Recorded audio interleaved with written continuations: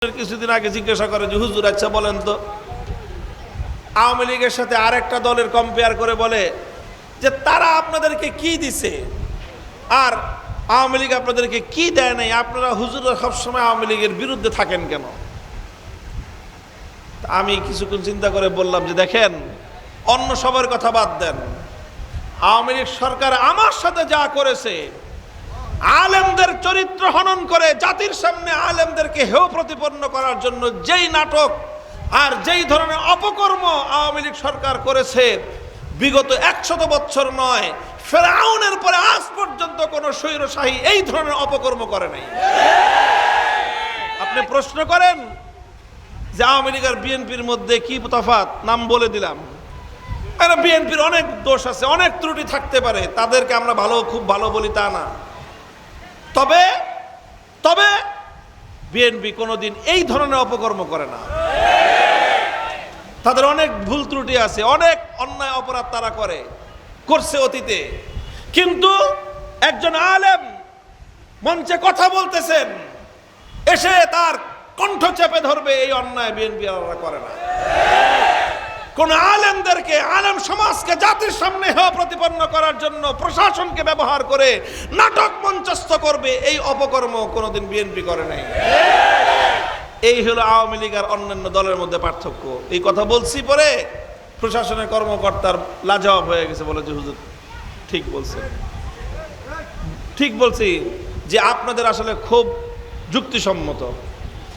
আমি কেন এই কথাগুলো আজকে বলতেছি আপনাদের প্রতি, এখানেও থাকতে পারেন কেউ যে অতীতে আওয়ামী লীগ করছেন, ভবিষ্যতে আবার আওয়ামী লীগ করতে পারেন, কিন্তু আমাদের কথাটা বুঝবেন, কথাটা হলো শিক্ষা নেন, শিক্ষাটা নেন, তবে কুশিক্ষা নিয়েন না। আমার এই কথা পরবর্তীতেও যাবে আপনাদের কাছে, ভিডিও হয়ে থাকতেছে, এগুলো থাকবে, ডকুমেন্টস হয়ে থাকবে, সেই দায়িত্ব নিয়েই কথা বলতেছি। জানি পরিস্থিতি আবার কোনো সময় পাশার দান উল্টেও যেতে পারে, তবে কথা ওইটাই যে মনে রাখবেন এই অন্যায়গুলি শুধুমাত্র আওয়ামী লীগই করে। এক নম্বর অন্যায় যেটা, সেটা হলো আলেম সমাজকে হকের কথা বলার ক্ষেত্রে বাধা দেয়, আওয়ামী লীগ ছাড়া এই দেশে আর কোনো শক্তি দেয় না এটা। 2 নম্বর, আলেম সমাজের চরিত্র হনন করে জাতির সামনে তাদেরকে হেয় প্রতিপন্ন করে আলেমদের থেকে জাতিকে বিচ্ছিন্ন করার এই অপকর্ম আওয়ামী লীগ ছাড়া এই জমিনে আর কেউ করে নাই, কেউ করে না। ভবিষ্যতে শিক্ষা নেন কি, যে এই অপকর্ম আরো বেশি করে করবেন।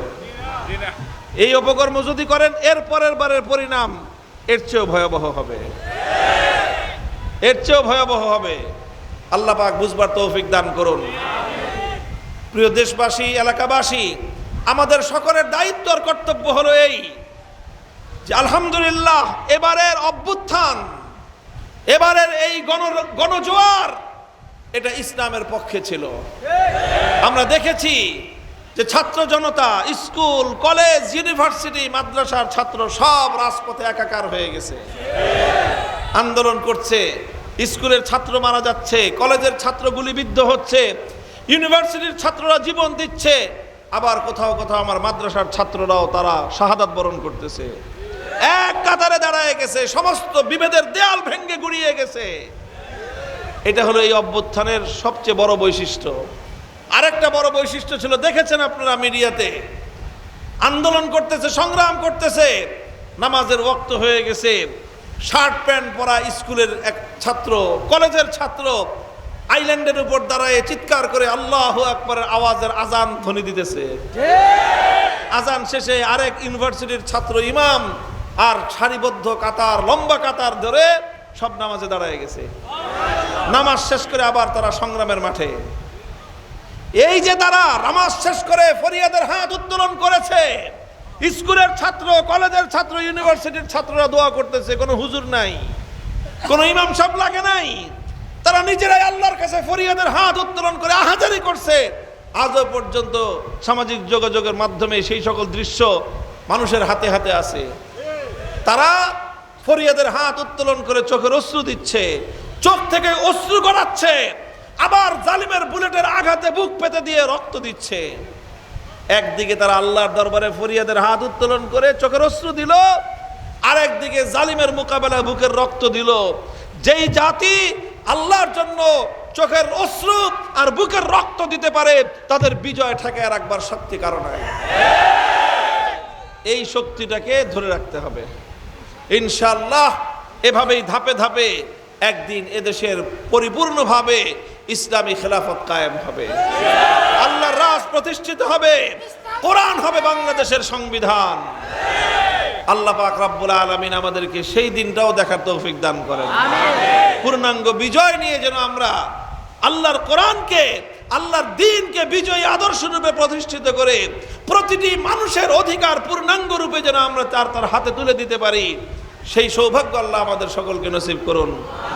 ওয়া আখিরু দাওয়ানা আলহামদুলিল্লাহি রাব্বিল আলামিন। সবাই সোচ্চার থাকবেন, সতর্ক থাকবেন, যেন কোনো বিশৃঙ্খলা কোনো পক্ষ বাংলাদেশের মধ্যে নতুন করে সৃষ্টি করতে না পারে। থাকবেন তো ইনশাআল্লাহ? আমার জন্য দোয়া করবেন, আল্লাহ যেন তার দিনের জন্য আমাকে কবুল করেন, আফিয়াতের সাথে সালামতের সাথে আল্লাহ রাখেন। সুবহানাল্লাহি ওয়া বিহামদিহি, সুবহানাকাল্লাহুম্মা ওয়া বিহামদিকা।